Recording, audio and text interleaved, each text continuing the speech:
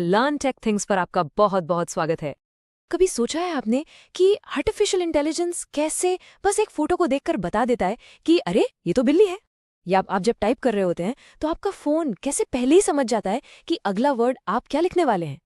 Well, इस पूरे जादू के पीछे एक कॉन्सेप्ट है जिसे कहते हैं फीड फॉरवर्ड न्यूरल नेटवर्क। और आज इस एक्सप्लेनर में हम लोग बिल्कुल शुरू से जीरो से एक ऐसा ही नेटवर्क बनाएंगे। तो ये रहा आज का हमारा रोड मैप। सबसे पहले हम ये समझेंगे कि ये फीड फॉरवर्ड आखिर होता क्या है। फिर हम उसके पीछे के सिंपल से मैथ को देखेंगे।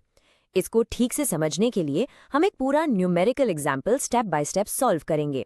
फिर हम देखेंगे कि इस सारे मैथ को कोड में कैसे बदलते हैं। और हाँ, आखिर में हम ये भी समझेंगे कि ये जो प्रिडिक्शन करने का तरीका है, ये सीखने के प्रोसेस से, जिसे बैक प्रोपगेशन कहते हैं, उससे कैसे अलग है। ठीक है, तो चलिए शुरू करते हैं।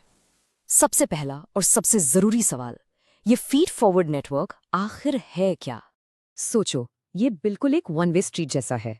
गाड़ियां सिर्फ आगे जा सकती हैं, पीछे आने का कोई रास्ता ही नहीं है। यू टर्न अलाउड नहीं है।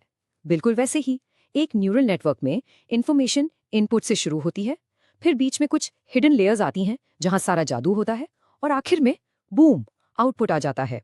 अब सबसे इंपॉर्टेंट बात क्या है? यही कि इंफॉर्मेशन कभी पीछे नहीं जाती, हमेशा आगे, आगे और आगे।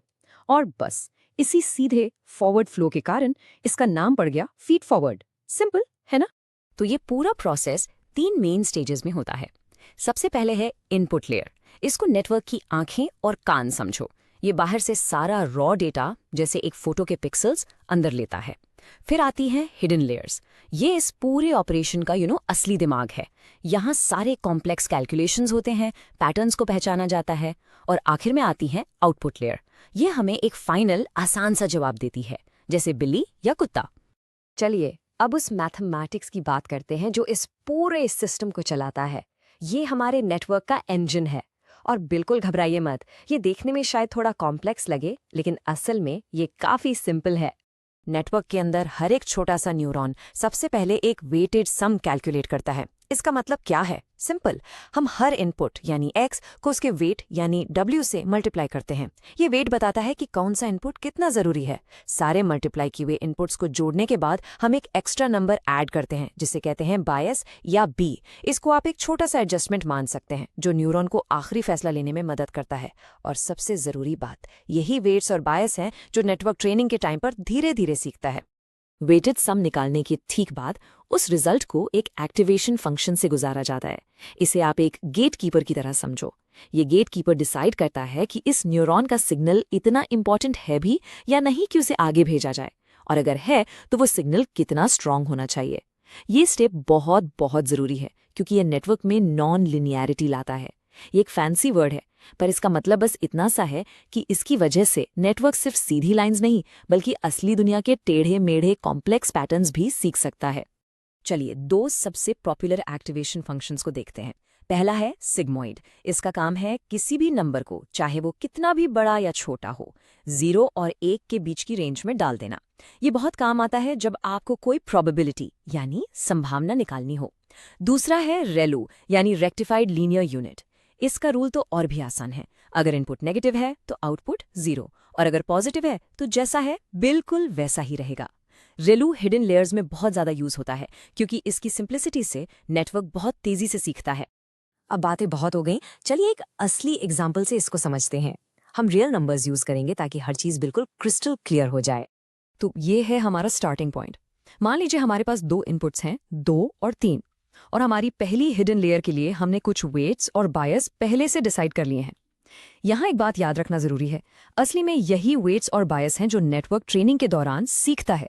लेकिन अभी के लिए ये प्रोसेस समझने के लिए हम मान लेते हैं कि हमें ये वैल्यूज पहले से ही पता है। राइट, तो पहला स्टेप वेटेड सम। हमारी हिडन लेयर में 2 न्यूरॉन्स हैं, इसलिए हम 2 बार कैलकुलेशन करेंगे। पहले न्यूरॉन के लिए हम इनपुट 2 को उसके वेट 0.5 से मल्टीप्लाई करेंगे, फिर इनपुट 3 को उसके वेट 0.2 से, और आखिर में बायस 0.1 जोड़ देंगे। रिजल्ट क्या आया? 1.7। अब बिल्कुल यही चीज हम दूसरे न्यूरॉन के लिए करेंगे, और इससे हमें मिलेगा 3.2। अब इन दोनों रिजल्ट्स पर हम एक्टिवेशन फंक्शन लगाएंगे। हम यहाँ रेलू यूज कर रहे हैं। जैसा कि हमने अभी देखा, ReLU क्या करता है, नेगेटिव नंबर्स को 0 बना देता है। यहाँ हमारे दोनों नंबर्स 1.7 और 3.2 पहले से ही पॉजिटिव हैं, इसलिए ReLU लगाने के बाद भी ये सेम टू सेम रहेंगे। तो हमारे एक्टिवेटेड आउटपुट्स हो गए 1.7 और 3.2। ओके, तो अब ये जो एक्टिवेटेड वैल्यूज हैं 1.7 और 3.2, ये हमारी फाइनल आउटपुट लेयर के लिए नए इनपुट्स बन जाते हैं। यहाँ हम फिर से वही प्रोसेस दोहराते हैं, वेटेड सम। हम 1.7 को उसके नए वेट 0.4 से और 3.2 को उसके वेट 0.6 से मल्टीप्लाई करते हैं। इन दोनों को जोड़कर आखिरी बायस 0.3 भी ऐड कर देते हैं। इससे हमें फाइनल वेटेड सम मिलता है, जो है 2.9। और अब आखिरी स्टेप, हम इस फाइनल सम यानी 2.9 पर सिग्मॉइड एक्टिवेशन फंक्शन लगाते हैं। सिग्मॉइड इस वैल्यू को 0 और 1 के बीच की एक प्रोबेबिलिटी बना देगा, और इस केस में ये लगभग 0.95 निकल कर आता है। And that's it. देखा आपने, हमने 2 सिंपल से इनपुट 2 और 3 से शुरू किया और कैलकुलेशंस की एक सीरीज के बाद हमें एक मीनिंगफुल प्रेडिक्शन मिल गया, 0.95। तो हमने इसके पीछे का सारा मैथ तो समझ लिया है, लेकिन इसे एक कंप्यूटर प्रोग्राम में कैसे डालें? चलिए अब इसका कोड देखते हैं। देखिए, ये जो पाइथन का कोड आप देख रहे हैं ना, ये एग्जैक्टली वही काम कर रहा है जो हमने अभी पेन और पेपर पर किया। बस ये लाखों गुना तेज है। हम यहाँ numpy नाम की एक सुपर पावरफुल लाइब्रेरी यूज कर रहे हैं जो ऐसे मैट्रिक्स कैलकुलेशंस चुटकियों में कर देती है। देखिए, पहले हमने अपने सारे नंबर्स, इनपुट्स, वेट्स, बायस डिफाइन किए। फिर ये लाइन np डॉट, ये हमारा पहला वेटेड सम निकाल रही है। उसके ठीक बाद np डॉट मैक्सिमम, ये हमारा ReLU एक्टिवेशन लगा रहा है। और ऐसे ही आगे बढ़ते हुए आखिर में सिग्मॉइड तक। हर एक लाइन हमारे मैनुअल कैलकुलेशन के एक एक स्टेप के बराबर है। कितना कूल है ना ये? हमने ये तो देख लिया कि एक नेटवर्क प्रिडिक्शन कैसे करता है, लेकिन सबसे बड़ा सवाल, एक नेटवर्क सीखता कैसे है, यानी वो अपनी गलतियों से बेहतर कैसे होता है? उसके लिए एक अलग प्रोसेस होता है जिसे कहते हैं बैक प्रोपगेशन। इन दोनों में फर्क क्या है? देखिए, फीड फॉरवर्ड का काम है प्रिडिक्शन करना, या कह सकते हैं एक गैस मारना। ये इन्फॉर्मेशन को इनपुट से आउटपुट तक आगे भेजता है, जबकि बैक प्रोपगेशन का काम है उस गैस से सीखना। ये प्रिडिक्शन को असली जवाब से कंपेयर करता है, देखता है कि गलती कितनी हुई, और फिर नेटवर्क में पीछे की तरफ जाकर वेट्स को थोड़ा थोड़ा बदलता है ताकि अगली बार गैस और बेहतर हो। तो अगर फीड फॉरवर्ड एग्जाम देना है तो बैक प्रोपगेशन उस एग्जाम के रिजल्ट से सीखकर अगली बार के लिए पढ़ाई करना है। तो सवाल ये है कि ये वन वे प्रोसेस, ये फीड फॉरवर्ड, आर्टिफिशियल इंटेलिजेंस और मशीन लर्निंग का इतना इम्पोर्टेंट, इतना फाउंडेशनल हिस्सा क्यों है?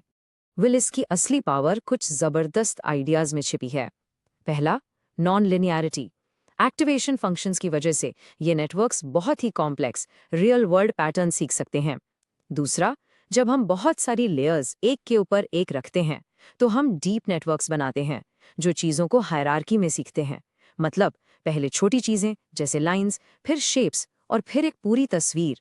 लेकिन सबसे अमेजिंग कॉन्सेप्ट है यूनिवर्सल अप्रॉक्सिमेशन थ्योरम। ये थ्योरम बेसिकली ये कहता है कि अगर एक फीड फॉरवर्ड नेटवर्क को काफ़ी बड़ा और कॉम्प्लेक्स बना दिया जाए तो वो थियोरेटिकली दुनिया का कोई भी कंटिन्यूअस पैटर्न सीख सकता है। सोच के देखिए ये कितनी पावरफुल बात है। तो इसको समराइज करने के लिए, फीड फॉरवर्ड एक न्यूरल नेटवर्क का कंप्यूटेशनल पाइपलाइन है। सिंपल भाषा में ये एक ऐसी असेंबली लाइन है जो एक तरफ से कच्चा माल यानी डेटा लेती है और लेयर बाय लेयर उस पर काम करके दूसरी तरफ से एक तैयार प्रोडक्ट यानी प्रिडिक्शन निकाल कर देती है। और ये हमें एक आखिरी लेकिन बहुत ही इम्पॉर्टेंट सवाल पर लाकर छोड़ देता है। अगर फीड फॉरवर्ड वो इंजन है जो प्रिडिक्शन करता है, तो फिर ये इंजन समय के साथ बेहतर होना कैसे सीखता है? इस सवाल का जवाब बैक प्रोपगेशन के प्रोसेस में छिपा है, जो शायद हमारे अगले एक्सप्लेनर का टॉपिक हो सकता है। लर्न टेक थिंग्स देखने के लिए शुक्रिया। अगर आपको ये एक्सप्लेनर पसंद आया तो लाइक, शेयर और सब्सक्राइब जरूर करें। मिलते हैं अगली बार।